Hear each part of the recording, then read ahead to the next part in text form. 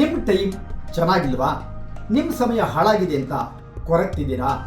ನಿಮ್ಮ ಸಮಯವನ್ನು ಸರಿ ಮಾಡಿಕೊಳ್ಳೋದಕ್ಕೆ ಇಲ್ಲಿ ಕುಳಿತಿರತಕ್ಕಂತಹ ಮಹಾಕಾಲನ ಆರಾಧನೆ ಬಹಳ ಮುಖ್ಯ. ಕಾಲರಿಗೆ ಕಾಲ ಮಹಾಕಾಲ.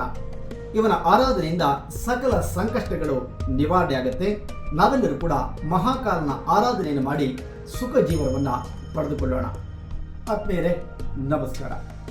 ಪ್ರತಿಯೊಂದಕ್ಕೂ ಕೂಡ ನಮ್ಮ ಟೈಮ್ ಚೆನ್ನಾಗಿರಬೇಕು. ಆ ಟೈಮನ್ನು ಕಾಲ ಅಂತ ಕರೀತೇವೆ.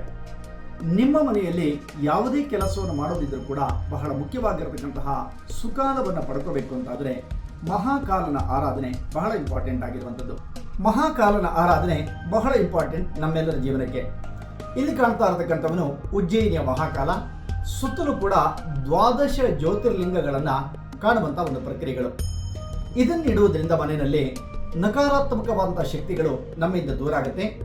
ಶತ್ರುಗಳ ಬಾಧೆ, ಶತ್ರುಗಳು ಮಾಡಿರತಕ್ಕಂಥ ಆಭಿಚಾರಿಕ ಕ್ರಿಯಾದೋಷಗಳು ಅಂದ್ರೆ ಮಾಟ ಮಂತ್ರ ತಂತ್ರ ಏನಾದ್ರು ಇದ್ದರೆ ಅದೆಲ್ಲೂ ಕೂಡ ನಿವಾರಣೆ ಮಾಡುವುದರ ಜೊತೆಗೆ ಸಕಲ ರೀತಿಯಾಗಿರ್ತಕ್ಕಂತಹ ಸಿದ್ಧಿಗಳು ನಿಮ್ಮ ಪಾಲಿಗೆ ಪ್ರಾಪ್ತವಾಗುತ್ತೆ ಅಂತಕ್ಕಂಥದ್ದು ಕೂಡ ಸ್ಪಷ್ಟ.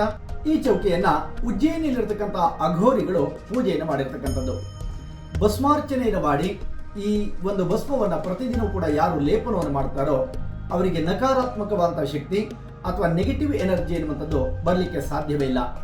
ಇದನ್ನು ವ್ಯಾಪಾರ ಮಾಡುವಂತಹ ಸ್ಥಳಗಳಲ್ಲಿ, ನಿಮ್ಮ ಮನೆಗಳಲ್ಲಿ, ಫ್ಯಾಕ್ಟ್ರಿಗಳಲ್ಲಿ, ನಿಮ್ಮ ವಾಹನಗಳಲ್ಲಿ ಇಟ್ಕೊಡೋದ್ರಿಂದ ಅಪಘಾತಗಳು ನಿವೃತ್ತಿ ಆಗುತ್ತೆ, ದುರ್ಮರಣಗಳು ನಿವೃತ್ತಿ ಆಗುತ್ತದೆ. ಯಾವುದೇ ಕೆಲಸಕ್ಕೆ ಹೋದರೂ ಕೂಡ ಜಯ ಎನ್ನುವಂಥದ್ದನ್ನು ಭಗವಂತ ಕೊಡುತ್ತಾನೆ. ಪ್ರತಿದಿನವೂ ಕೂಡ ಓಂ ನಮಃ ಶಿವಾಯ ಎನ್ನುವಂತಹ ಪಂಚಾಕ್ಷರಿ ಮಂತ್ರವನ್ನು ಈ ಒಂದು ಯಂತ್ರದ ಮುಂದೆ ನೀವು ಪ್ರಾರ್ಥನೆ ಮಾಡಿದರೆ ಸಕಲ ರೀತಿಯಾಗಿರ್ತಕ್ಕಂತಹ ಸಿದ್ಧಿಗಳು ನಿಮ್ಮ ಪಾಲಿಗೆ ಪ್ರಾಪ್ತವಾಗುತ್ತೆ ಅಂತಕ್ಕಂಥದ್ದು ಕೂಡ ಸ್ಪಷ್ಟ.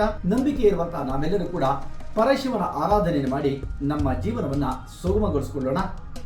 ನಮಸ್ಕಾರ.